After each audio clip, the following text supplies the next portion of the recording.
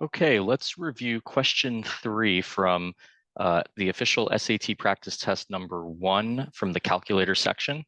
So the question reads, in the figure above, lines L and M are parallel. So let's just mark that. And lines S and T are parallel. So we'll mark those as well, just so we remember.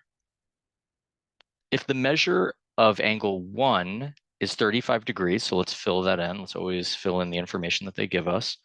What is the measure of angle 2? So we're trying to figure out what this angle is. Well, the important thing to remember is that when you have parallel lines that are intersected by a transversal, so in this case, lines L and M are parallel and they're both intersected by the transversal T, they form corresponding angles that are equivalent to one another. So we can call this right here angle 3, and we know that angle 1 and angle 3 are going to be equal to each other. Similarly, we also have parallel lines S and T, which are intersected by the transversal M, and they also form equivalent corresponding angles. So angle 3 is going to equal this angle right here, which we'll call angle 4.